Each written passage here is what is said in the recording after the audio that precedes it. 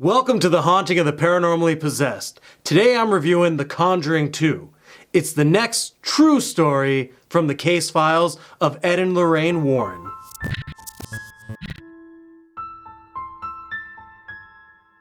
Directed by James Wan, starring Madison Wolfe, Vera Farmiga, and Patrick Wilson. The Conjuring 2 picks up with Ed and Lorraine having another paranormal case file that they need to solve. This time, they're off to London to figure out what's going on in the Hodgson house. I enjoyed that this film took another true story or something that's happened in real life and told it in a different way. I think one of the nice things that James Wan does when he makes this movie is he actually gets some real facts and then fabricates some of them to make it more entertaining, but at the same time stays true to what it's really about. And the one thing that really makes this film creepy is when you actually see the comparison of what was real and what was made in the film, because he does a good job reenacting these scenes, and he shows it always at the end of the film with the credits with real pictures of Ed and Lorraine at the case and real pictures of the people being possessed. These reenactments, when you see that, they're like, wow, this really happened? Man, is this real or is it not? Either way, I got goosebumps and it's creepy. The paranormal entity that's in this film is a nun. And wow, this nun, you don't see a lot of her, but when you do, they know how to scare you. And probably one of the scariest scenes in this film is just how she interacts with Lorraine. You don't know whether she's dreaming because there's instances where Lorraine's dreaming and it's freaking you out, and you don't know if it's actually happening in real time. And to me, the guessing game is really making the film go at a great pace. And it's scary. I really enjoyed a lot of the cinematic choices in this film to add to these intense moments and create that fear. There's a few times where there's stuff in the background that's meant to scare you, and you don't notice it until later on. In particular, there's one scene where our main character's watching TV, and she turns the TV on, and in the reflection, you see this creepy old man sitting in the chair, and it just scares you. And then there's other times where you're looking down a long hallway and there's like a shadowy figure, and it's just that slow burn of fear. It's just that, is there something there? And then when you realize it's there, it hits you like, how long has that thing been there? Damn, that's creepy. And Madison Wolfe, who is the character in this film that's possessed, she plays Janet, did an amazing job.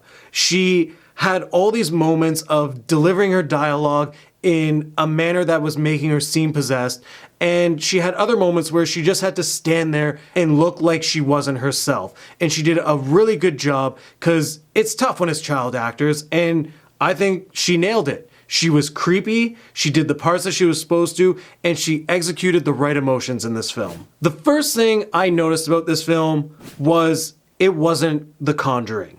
The way that James Wan shot this film, it felt more like Insidious. In fact, there's a lot of moments in this movie that it feels like it's other movies. We have a tent in the hallway, and this tent has all these moments where there's a ghost inside the tent. Guess what that's from? The Sixth Sense.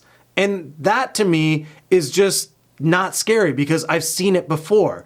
And the fact that James Wan also did Insidious and Patrick Wilson plays the lead in Insidious, and the way that he shoots this movie is like Insidious, it doesn't feel like it's in the Conjuring universe.